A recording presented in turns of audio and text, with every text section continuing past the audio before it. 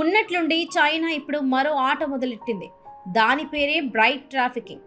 బంగ్లాదేశ్, పాకిస్తాన్లోని అందమైన అమ్మాయిలను చైనా అబ్బాయిలు అంగడిలో సరుకులాగా డబ్బులిచ్చి కొనుక్కొని ఆ తర్వాత పెళ్లి చేసుకొని దొంగతనంగా చైనా తీసుకెళ్లిపోతున్నారు. అలా డబ్బు కోసం పందులను తినేవాడి పక్కలో డబ్బు కోసం తల్లిదండ్రులే తమ కూతులను పడుకోబెడుతున్నారు. ఇక ఈ వ్యవహారానికి పాకిస్తాన్ మరియు బంగ్లాదేశ్ గవర్నమెంట్స్ కూడా సపోర్ట్ చేస్తున్నాయి. అయితే చైనా అబ్బాయిలు ఈ ముస్లిం అమ్మాయిలను ఎందుకు పెళ్లి చేసుకుంటున్నారు? వీళ్ళను చైనాకు తీసుకెళ్లి ఏం చేస్తున్నారు? చైనాలో ఈ అబ్బాయిలకు అమ్మాయిలు దొరకట్లేదా? ముస్లిం అమ్మాయిలు ఈ చైనా అబ్బాయిల డబ్బు వలలో ఎందుకు పడుతున్నారు? ఈ విషయం మీద మొదట్లో సపోర్ట్ చేసిన చైనీస్ గవర్నమెంట్ ఇప్పుడు ఎందుకు సీరియస్గా ఉంది అనే విషయాలను ఈ వీడియోలో తెలుసుకుందాం. ఎక్కడ స్కిప్ చేయకుండా చూడండి. ఫస్ట్ క్వశ్చన్, చైనాలో అబ్బాయిలు ఎందుకంత కక్కుర్తి? చైనాలో అమ్మాయిలు లేరా? వీళ్ళకు పాకిస్తాన్, బంగ్లాదేశ్ అమ్మాయిలే కావాల్సి వచ్చారా? అంటే దీనికి సమాధానం, 1979లో చైనా ప్రభుత్వం అదే కమ్యూనిస్ట్ ప్రభుత్వం జనాభాను అదుపు చేయాలని చెప్పి వన్ చైల్డ్ పాలసీని తీసుకొచ్చింది. దీంతో చాలా మంది మగబిడ్డలనే కనడానికి ఇష్టపడతారు. గ్రాడ్యువల్లీ చైనాలో అమ్మాయిల సంఖ్య కంటే అబ్బాయిల సంఖ్య ఎక్కువ ఉంది.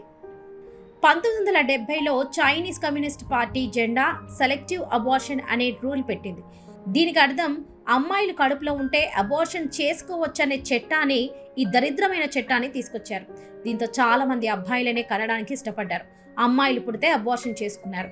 మన లిబరల్ మహాత్మా దేవుళ్ళారా ఎక్కడున్నారు? చైనా అంటే ఈక్వాలిటీ, సోషలిజం అంటారు కదా. 1980స్లోనే చైనా ఈ దరిద్రమైన చట్టాన్ని తీసుకొచ్చింది. ఈ చైనా అబార్షన్ రూల్ గురించి ఇంకా వినలేదు అంటే రీసెర్చ్ చేయండి, మీకు అన్నీ అర్థమవుతాయి. సో 1970స్లో చేసుకున్న అబార్షన్ యొక్క ఎఫెక్ట్ ఇప్పుడు వీళ్ళకి కనిపిస్తుంది. ప్రస్తుతం చైనాలో అమ్మాయిలు ఎక్కువగా లేరు. సో 2017 నుండి చైనాలో అమ్మాయిలకు కొరత ఉంది కాబట్టే వీళ్ళు పాకిస్తాన్ పైన పడ్డారన్నమాట. సెకండ్ క్వశ్చన్, చైనా అబ్బాయిలందరికీ పెళ్లి కాదు లేదా ఎటువంటి చైనీస్ అబ్బాయిలు పాక్, బంగ్లాదేశ్ అమ్మాయిలను పెళ్లి చేసుకుంటున్నారన్న క్వశ్చన్కి ఆన్సర్, చైనాలో స్మార్ట్గా ఇంకా రిచ్గా ఉన్న అబ్బాయిలకు పెళ్లిళ్ళు అవుతున్నాయి, కానీ మిడిల్ క్లాస్ యావరేజ్ అబ్బాయిలకు పెళ్లిళ్ళు కావడం లేదు. చైనాలో 40% మంది అమ్మాయిలు పెళ్లి చేసుకోవడానికి ఇష్టపడడం లేదు. ఎందుకంటే పెళ్లి చేసుకుంటే ఫ్రీడమ్ ఉండదు, మొగుడు మాట వినాలి, రిస్ట్రిక్షన్స్ ఉంటాయని చెప్పి అదే వెస్టర్న్ కల్చర్ను ఫాలో అయ్యి వీళ్ళు పెళ్లి చేసుకోవడం లేదన్నమాట. ఇప్పుడు కొత్తగా బాడీ కౌంట్ అనే ట్రెండ్ నడుస్తుంది కదా. సో ఈ అమ్మాయిలు కూడా వేరే వాళ్ళ ఇళ్ల మీద పడి ఓపెన్ రిలేషన్స్ను పెట్టుకుంటున్నారు. సో ఫ్రీడమ్ కోసం రిస్ట్రిక్షన్స్ ఎందుకులే అని చెప్పి చాలామంది చైనీస్ అమ్మాయిలు వెస్టర్న్ కల్చర్ను కూడా ఫాలో అయ్యారు. మన ఇండియాలో కూడా చాలామంది వెస్టర్న్ కల్చర్ను ఫాలో అవుతూ పెళ్లిళ్ళు చేసుకోవడం మానేశారు. సో ఈ ట్రెండ్ చైనాకు చాలా తొందరగానే వచ్చింది కాబట్టి వీళ్ళు పెళ్లిళ్ళు చేసుకోవడం లేదు. ముఖ్యంగా ఆడవారు పెళ్లిళ్ళు చేసుకోవడం లేదట. ఇక పెళ్లిళ్ళు చేసుకున్నా కూడా వాళ్ళు ఎంతో డబ్బు అడుగుతున్నారంటే రివర్స్గా కట్నం ఇవ్వాలని అడుగుతున్నారు. అంత డబ్బు ఇవ్వలేక ఈ చైనీస్ అబ్బాయిలు పాకిస్తాన్, బంగ్లాదేశ్కి వెళ్తున్నారు. అంటే ఒక చైనీస్ అమ్మాయిని పెళ్లి చేసుకోవాలంటే $1,00,000 ఇవ్వాలనుకోండి. కేవలం $1,000తో వీళ్ళు పాకిస్తాన్, బంగ్లాదేశ్లో ఉన్న అందమైన అమ్మాయిలని పెళ్లి చేసుకొని వస్తున్నారన్నమాట. సో చైనా అమ్మాయిలకు చాలా డిమాండ్ ఉంది. అండ్ వీళ్ళని పెళ్లి చేసుకోవడం ఒక ఎత్తు అయితే, వీళ్ళని మెయింటైన్ చేయడం ఇంకొక ఎత్తు. చాలా కండిషన్స్ ఉంటాయి అండ్ వీళ్ళు చాలా కోరుకుంటారట.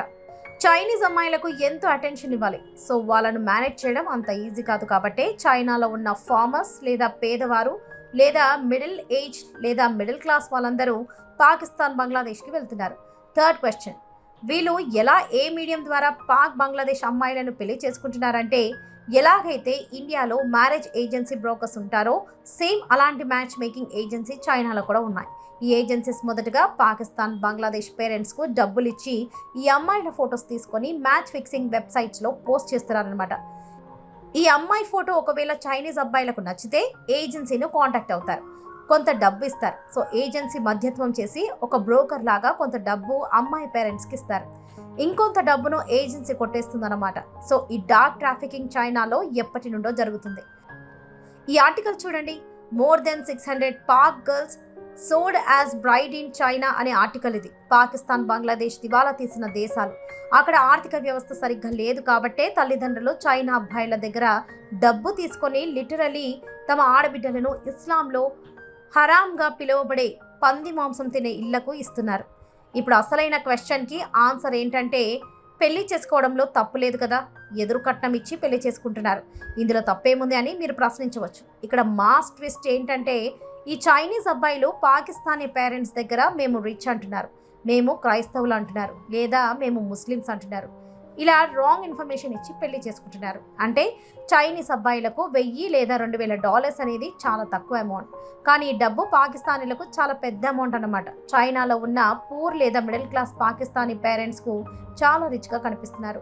సో ఇక్కడ చూసుకుంటే యాక్చువల్లీ చైనాలో ఉన్న మిడిల్ క్లాస్ లేదా ముదురు బ్యాచ్ అందరూ పాకిస్తాన్లో కేవలం కొన్ని $1000 ఇచ్చి పాకిస్తాన్ అందమైన అమ్మాయిలను పెళ్లి చేసుకుంటున్నారన్నమాట.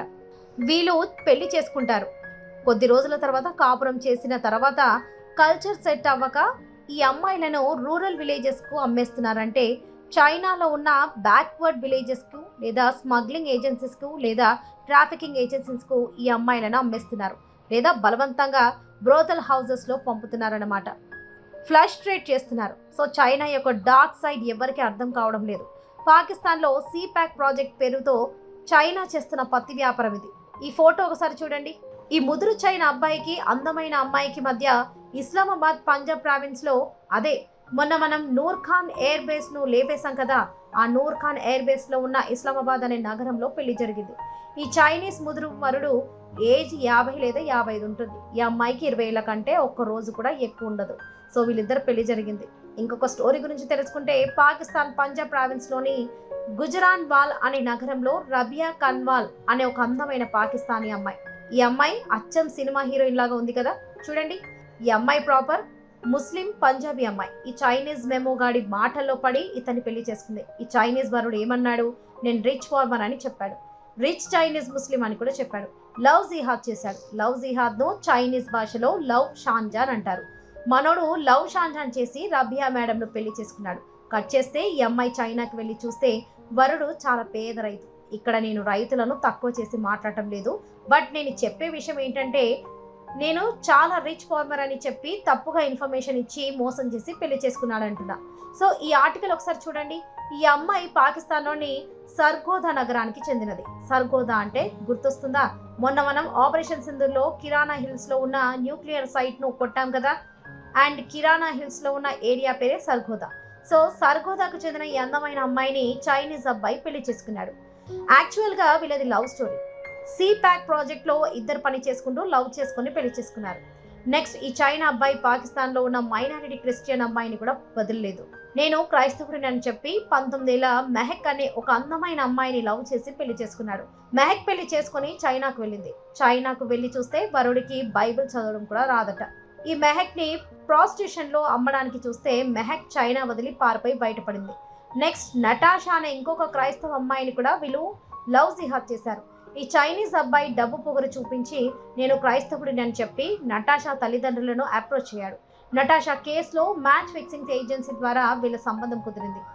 నటాషా పాకిస్తాన్లో ఇతన్ని పెళ్లి చేసుకుని చైనాకు వెళ్ళింది. ఇక కట్ చేస్తే ఇతను క్రైస్తవుడు కాదు, బుద్ధిస్ట్ అని తేలింది. దీంతో పాపం ఈ అమ్మాయి పారిపోయి వచ్చేసింది.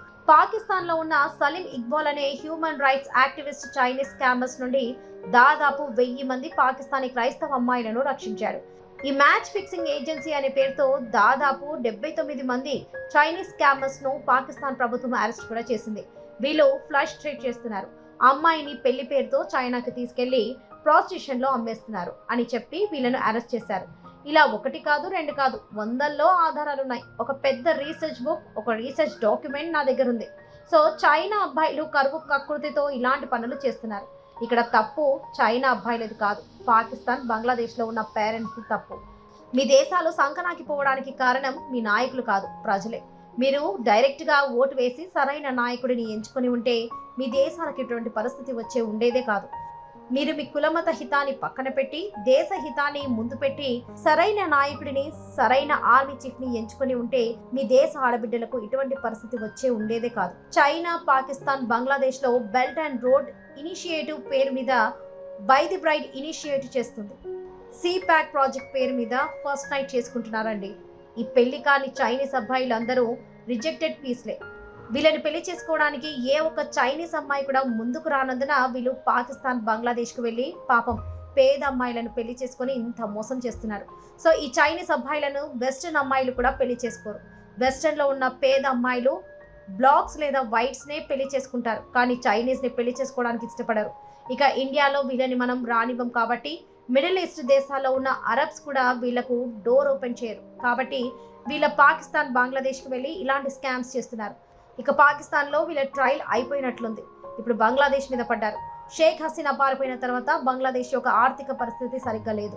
మొహమ్మద్ యూనస్ ఏం చేస్తున్నాడో అతనికి అర్థం కావడం లేదు. కాబట్టి చైనా ఇప్పుడు బంగ్లాదేశ్లో ఇన్వెస్ట్మెంట్ చేస్తాను అంటుంది.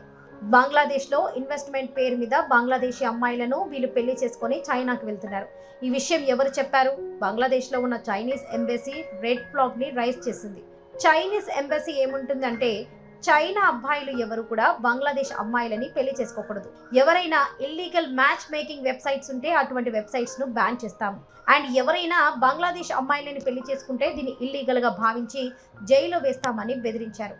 No to foreign girl, don't buy foreign girl అంటున్నారు. చైనీస్ ప్రభుత్వం యొక్క భయం ఏంటంటే, ఈ చైనా అబ్బాయిలు పాకిస్తాన్, బంగ్లాదేశ్ అమ్మాయిలను పెళ్లి చేసుకొని చైనా కల్చర్ను ఎక్కడ పాడు చేస్తారేమో అని చైనీస్ ప్రభుత్వం భయపడుతుంది. చైనీస్ అబ్బాయిలు ఎక్కువగా పెళ్లి చేసుకొని ఎక్కువగా పిల్లలు కనాలంటే కండిషన్స్ ఇప్పుడు చైనీస్ కమ్యూనిస్ట్ ప్రభుత్వం పెడుతుంది. ఇక్కడ బేసిక్ లెవెల్లో, ఫండమెంటల్ లెవెల్లో తప్పు చేసింది చైనీస్ కమ్యూనిస్ట్ పార్టీనే. ఇక్కడ 1970s వీళ్ళు ఏం చేశారు? వన్ చైల్డ్ పాలసీ తీసుకొచ్చారు. ఒకే జనాభా తగ్గించడానికి వన్ చైల్డ్ పాలసీ తీసుకొచ్చారు. అయితే సెలెక్టివ్ అబార్షన్ పాలసీని ఎందుకు తీసుకురావాలి? సెలెక్టివ్ అబార్షన్ పాలసీలో అప్పటికి చాలా మంది పేరెంట్స్ ఏం చేశారు? అమ్మాయి కడుపులో ఉంటే అబార్షన్ చేసుకున్నారు, అబ్బాయిలనే కన్నారు. కాబట్టే ఇప్పుడు అమ్మాయిల కొరత ఉంది. ఈ అమ్మాయిలు చాలా డిమాండింగ్గా ఉన్నారు. వీళ్ళకు ఎన్నో ఆశలు ఉన్నాయి, ఎన్నో కండిషన్స్ కూడా ఉన్నాయి. ఒక చైనీస్ అమ్మాయిని పెళ్లి చేసుకోవాలంటే $1,00,000 ఇవ్వాలి, దానికంటే ఎక్కువ ఇవ్వాలి. అంత డబ్బు ఈ చైనీస్ అబ్బాయిల దగ్గర లేదు. రేపు చైనా యొక్క ఆర్థిక వ్యవస్థ కూలిపోతే వీళ్ళు ఎక్కడికి వెళ్తారు? మంది మీద పడతారు, వేరే ఊర్ల మీద పడతారు, మిడిల్ ఈస్ట్, తజికిస్తాన్ పైన పడతారు. వీళ్ళ సుఖానికి వేరే పేద దేశ అమ్మాయిలు బలి కావాల్సిన పరిస్థితి ఇప్పుడుంది. ఇప్పుడు భారత్ చేయాల్సిన పని ఈ ఇష్యూని ఇంటర్నేషనల్ లెవెల్లో తీసుకొచ్చి అంతర్జాతీయ చట్టాల ముందు షీ జిన్పింగ్ ను నిల్చోబెట్టి దీని గురించి ప్రశ్నించాలి. ఎందుకంటే ఇది చాలా పెద్ద స్కామ్. అమ్మాయిలని ల్యూర్ చేస్తున్నారు, అది కూడా పేద అమ్మాయిలని ల్యూర్ చేస్తున్నారు, పేరెంట్స్ ని ల్యూర్ చేస్తున్నారు, స్కామ్ చేస్తున్నారు, ప్రాస్టిట్యూషన్ రాకెట్ ను నడుపుతున్నారు. వీళ్ళు సిపాక్ పేరు మీద, బెల్ట్ అండ్ రోడ్ ఇనిషియేటివ్ పేరు మీద, వ్యాపారం పేరు మీద, ఇన్ఫ్రాస్ట్రక్చర్ పేరు మీద అండ్ డెవలప్మెంట్ పేరు మీద అమ్మాయిల పైన కన్నేస్తున్నారు. ఇది చాలా పెద్ద తప్పు. ఇంటర్నేషనల్ లెవెల్లో ఈ ఇష్యూను తీసుకుపోవాలని మనం కోరుకుందాం. ఈ వీడియోపై మీ అభిప్రాయాన్ని కామెంట్ సెక్షన్లో తప్పకుండా తెలియజేయండి.